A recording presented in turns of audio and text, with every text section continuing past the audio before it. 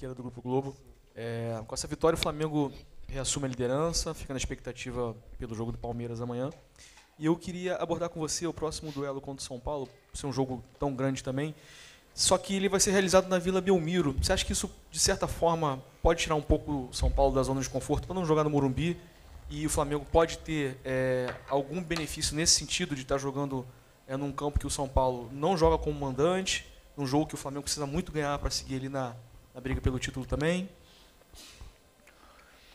Bom, acredito que o São Paulo esteja mais confortável na Vila que nós, né? Eles jogam mais lá do que a gente. Mas acontece, nós muitas vezes também levamos para Brasília alguns jogos, nos sentimos confortáveis em Brasília, por exemplo, porque estamos mais não acostumados, mas já fomos mais vezes. Então, e também porque o maior número de torcedores muitas das vezes são nossos.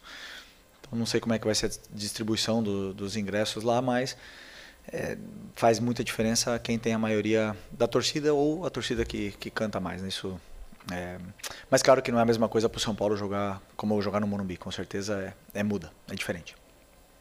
E desculpa, e mesma coisa quando a gente não joga no Maracanã também não é a mesma coisa. Boa noite, Felipe. Aqui, Eric Viana, do Mundo Bola Flamengo. Te perguntar sobre as finalizações. O Flamengo chutou 10 vezes de fora da área, uma coisa que a torcida pedia bastante. Você já falou um pouco que isso tem muito a ver com mais os jogadores do que um pedido seu. Queria saber se você tem cobrado mais para essas finalizações de fora da área acontecerem. É a mesma coisa também para as cobranças de falta, que 7 meses depois o Flamengo volta a marcar de falta com a Arrascaeta. Se tem treinado também essas cobranças mais. Obrigado. Bom, sobre o chute de fora da área, eu penso muito, primeiro, como você falou, nas características dos jogadores que estão no campo. Tem uns que são mais chutadores que outros. E principalmente os espaços que o adversário deixa para que você chute. E uma das coisas que o esporte deixa esse espaço na frente da área muitas vezes para que você chute. Foi assim que o Fortaleza fez gol neles. E alguns outros times tiveram possibilidades. O São Paulo fez gols neles também, assim, de fora da área, de rebote. Então, isso acaba acontecendo naturalmente, os jogadores sentem mais confiança para chutar. Eles treinam chute todas as semanas, faltas nem sempre, uma sequência de jogos não, mas que o gol de falta tenha entrado, muitas vezes assim, fazemos gols de bola parada, ou de bola rolando, ou de cruzamento, ou de chute fora da área, mas normalmente 1, 2 gols por jogo. Então passam 2 meses ou 3, 4 meses e vocês falam, poxa, mas faz tempo que não faz gol de fora da área, ou faz tempo que não faz gol de falta. Não dá para fazer gol de todos os tipos, todos os jogos, né? Os gols vão se revezando muitas vezes. O importante é que temos capacidade para fazê-los, né? Com jogadores determinantes como temos. Felipe, boa noite. Igor Cerqueira do UOL. Coletiva passada você mencionou que você ia aproveitar esse jogo para recuperar a confiança de alguns jogadores, né? Você considera que o objetivo foi alcançado? E a gente também sabe que você é um cara que é estudioso, metódico, gosta de mergulhar muito no futebol. E apesar de estar pensando sempre no próximo jogo, como você repete para a gente, mas você está tentando alcançar ou aumentar o seu repertório como técnico de alguma maneira nesse período, principalmente que vai anteceder esse mês de Libertadores, finais importantes, conclusão de temporada? Tipo, está assistindo alguém, estudando alguma questão, algum nó que você está tentando desatar no seu próprio repertório como treinador? Então, eu estudo todas as semanas, assisto jogos das equipes que eu acho que me servem como modelo para que eu possa também pegar ideias e soluções dependendo dessas equipes europeias ou mesmo aqui brasileiras que enfrentam essas situações durante a semana e sempre nos dão algumas ideias e algumas aportações ao nosso repertório, nosso modelo de jogo. Muitas vezes, já escutei falar, que nosso time joga de forma igual. Isso para mim é o maior elogio que eu posso ter, porque isso quer dizer que o time tem identidade, mas nunca é assim, porque sempre são muitos ajustes em função do plano de jogo, que muitas vezes passa desapercebido para o olho do torcedor, mas existem muitas variações dentro do próprio jogo que vão acontecendo, que faz com que nosso time seja muito difícil de ser marcado e pressionado. Então, evoluir sempre dá tempo. Aí eu esqueci o que... Bom, acredito que sim, que todo mundo sai fortalecido depois de uma vitória de 3-0. Boa noite, Felipe. Aqui, Sidão Marinho da Litoral News. De hoje até a final da Libertadores, O Flamengo vai fazer 7 jogos, já fez o primeiro hoje, né? Porque provavelmente o jogo contra o Galo vai ser na terça-feira anterior lá em Minas.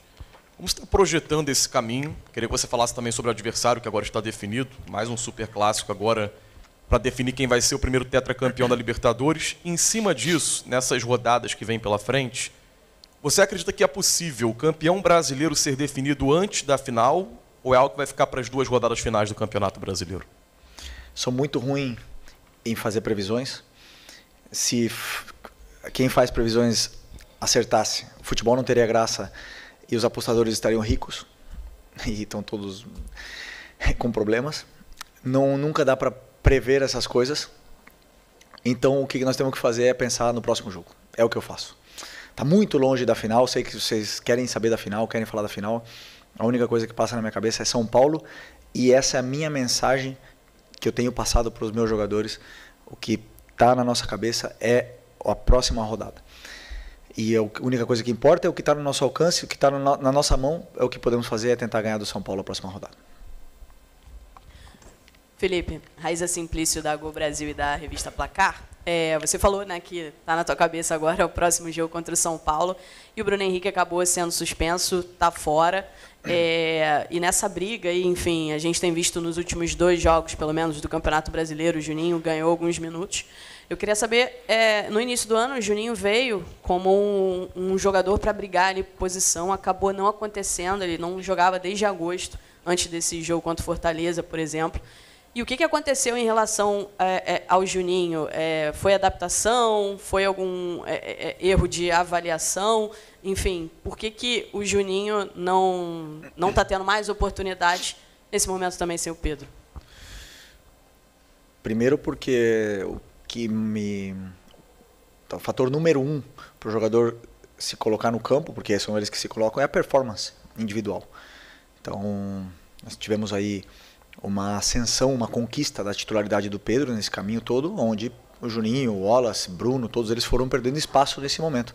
E com o espaço também a confiança, né? Então, sempre tento, de uma certa forma, quando eu posso, dar minutos, porque pelo que eu vejo durante a semana também vai me dando muitas informações para o que eu posso esperar do jogo. Essas informações eu tenho, vocês não. E muitas vezes as escolhas dos nomes não são agradáveis aos olhos e ouvidos dos torcedores, mas são porque também eu faço o que eu acredito que seja melhor para a equipe, dependendo do que eu vejo durante a semana e durante os treinos e os jogos, né? Então, o que aconteceu foi isso, não teve a sequência necessária, nunca conseguiu a confiança que precisa para poder performar e se colocar no time de forma unânime. Então, isso não aconteceu e só depende dele. Felipe aqui. Felipe, na quarta-feira, você deu um recado para a torcida e pediu para que a torcida hoje viesse para o Maracanã e tivesse um comportamento de apoio ao time. E a gente percebeu que desde a hora que começou o aquecimento do goleiro, a torcida cantando sem parar. E apesar de alguns erros no primeiro tempo, nenhum jogador foi vaiado, todo mundo foi aplaudido e a torcida cantou os 90 minutos. Você acha que a mudança, até para as coisas que deram certo no segundo tempo, tem muito a ver com esse comportamento da torcida também, que comprou a sua ideia de vir para o Maracanã para poder apoiar, de dar a mão para o time, levar o time para a vitória, que era muito importante para essa fase do Campeonato Brasileiro? Obrigado. Excelente pergunta. Eu não tenho dúvida que a torcida hoje foi um fator determinante nessa vitória. E vou explicar o porquê. Porque quando entra no campo jogadores que não estão no seu melhor momento de forma, como, por exemplo, todo mundo sabe, Lino, Bruno Henrique, que não estão com a confiança elevada, né? O próprio Plata, que vinha de uma expulsão, que vinha que fez para mim um excelente jogo contra o Racing, mas a expulsão afeta a cabeça de um jogador, eles não receberam a cobrança que costumam receber com a torcida do Flamengo. E isso é importante que a torcida saiba que eles foram determinantes, o torcedor, determinantes, na recuperação desses jogadores no decorrer do jogo. Porque eles vão tocando na bola, o Lino começou errando, a gente já sabia que ia acontecer isso, mas ele foi, conforme foi passando o tempo, ele foi recuperando bolas, foi defendendo, foi se encontrando melhor e foi voltando a ser o Lino.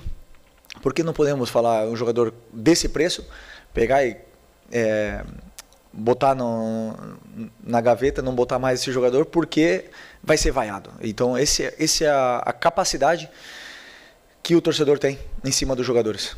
E eles fizeram isso. Então, conforme foram passando os minutos, os jogadores foram melhorando e acabaram fazendo gol. E acabaram fazendo, o Bruno Henrique no caso, né? Acabou fazendo gol, acabou recuperando toda a confiança, o Lino acabou jogando muito bem e sendo muito importante até o final do jogo. E esse era o meu objetivo. Como eu falei na outra coletiva, não quero nunca ensinar o torcedor a torcer. Cada um faz o que quer, mas gostaria que o torcedor entendesse a potência e a capacidade que tem na hora de mudar a performance de um jogador.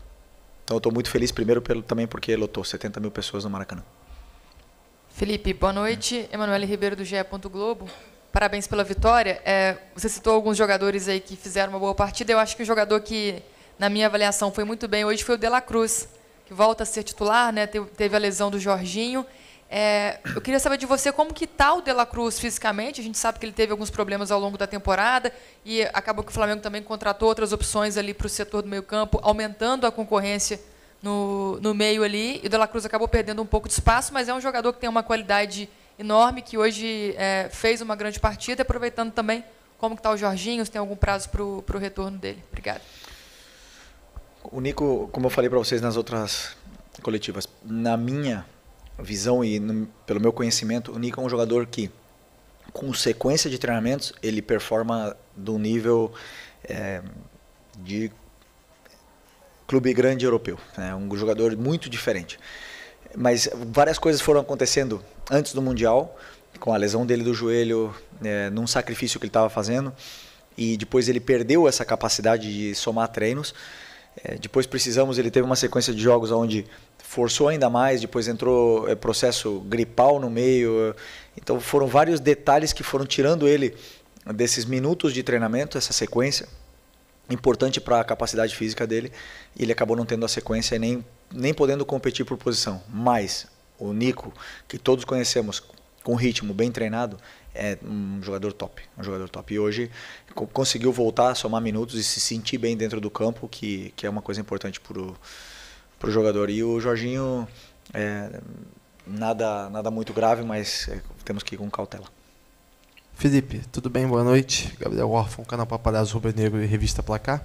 Felipe, entre suas mudanças hoje, você colocou o João Vitor no fim do jogo, acabou entrando na vaga do Léo Pereira. E eu queria saber de você como é que você está enxergando essa questão do zagueiro reserva, né? Porque na maioria dos jogos do ano você tinha o Cleiton como opção, junto do Danilo, do Léo Pereira e do Léo Ortiz. O Cleiton até entrou contra o Bahia.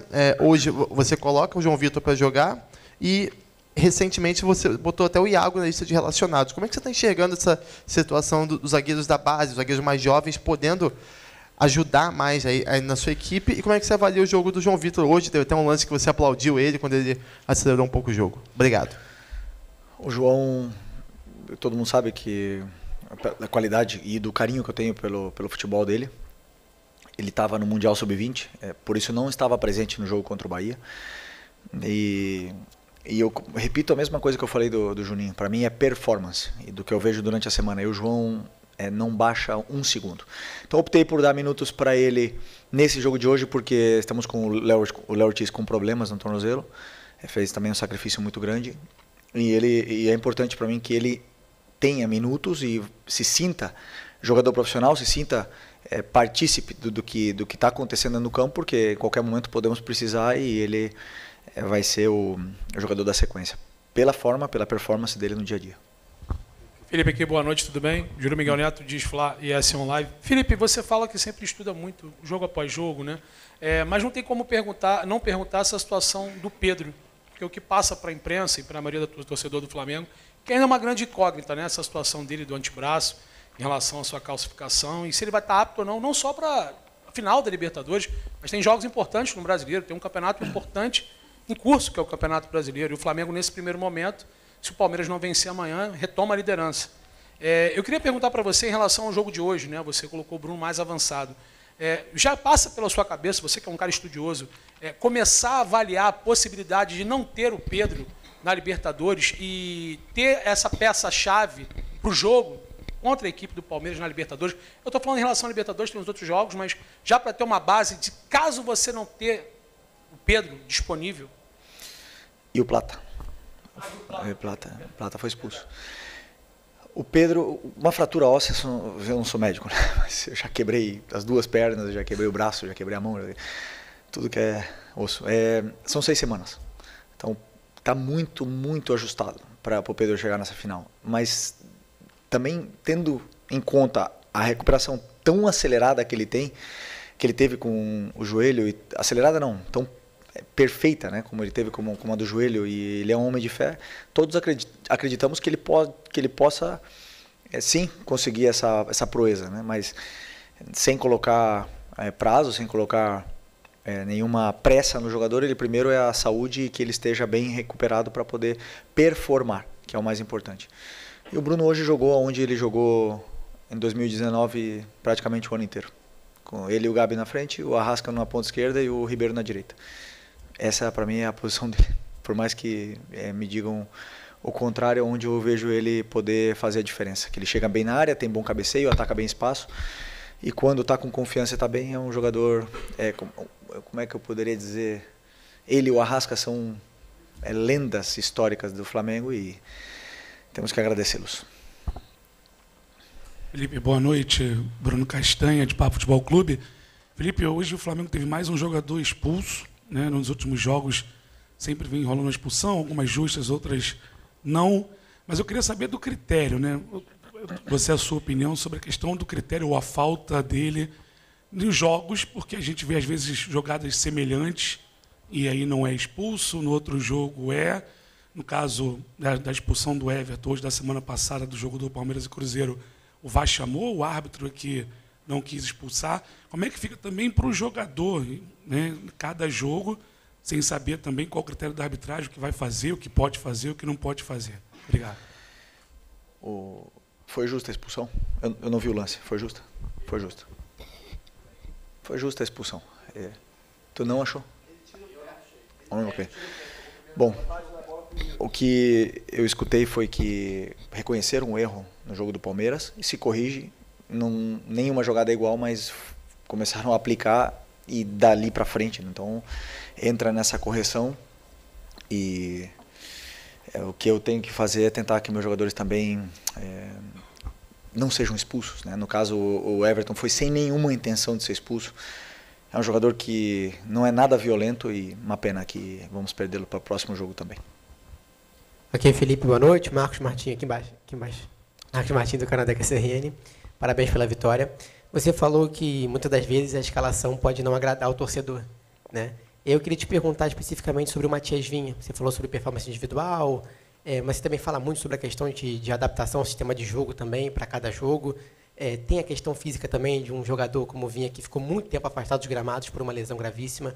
Como é que está a tua análise em cima do Vinha? Ele não vem recebendo tantas oportunidades, tanta minutagem. Como é que está a análise em cima dele? Está competindo por posição com o Ayrton. E nesse momento, para mim,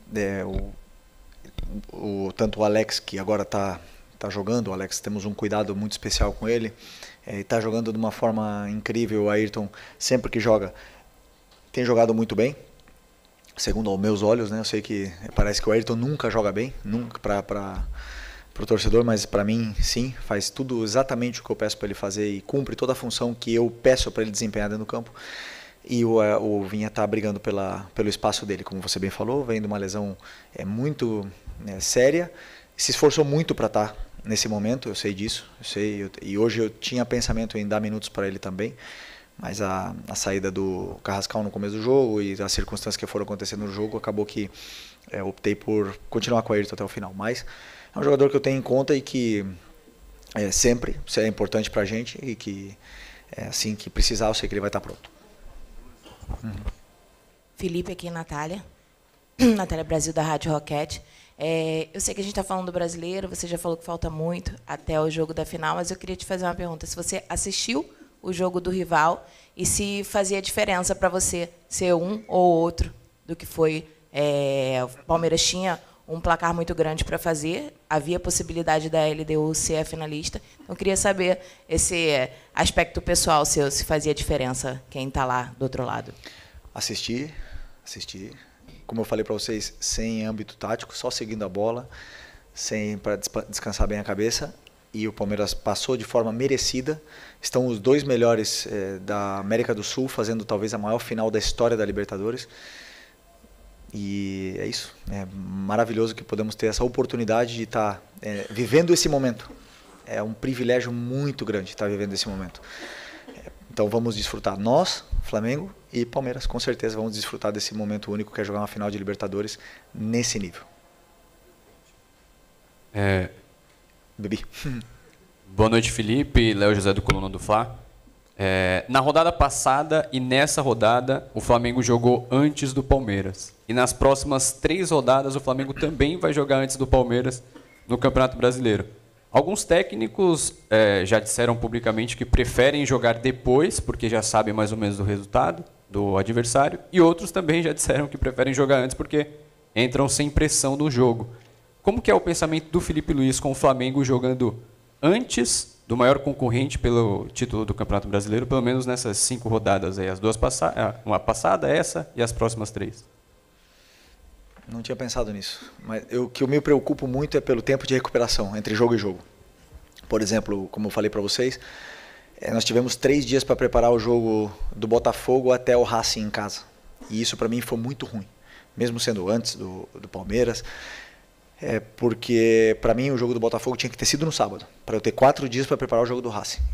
E aí o Palmeiras também teria jogado no sábado, né? Mas não aconteceu dessa forma. E isso é a única coisa que me preocupa, que agora, por exemplo, nós vamos ter 4 dias para preparar o jogo do São Paulo, e isso já é um tempo razoável de preparação. Dá tempo de treinar, porque enquanto nós, contra Fortaleza, tivemos 2 dias, o Fortaleza treinou a semana inteira. O Vasco, nós treinamos 2 dias, ou nem treinamos, recuperação, o Vasco teve a semana inteira. E foram vários jogos assim. E se me dão 2 dias só de recuperação, é muito difícil. Então eu sempre me preocupo por ter essa diferença entre agora sábado e quarta. Tá? Ok, aí eu não tenho o que reclamar. Mas quando são 3 dias, realmente é apertado até a nível de fadiga mental, tática mesmo, para poder ajudar os jogadores. Ok? Obrigado. Boa noite, pessoal.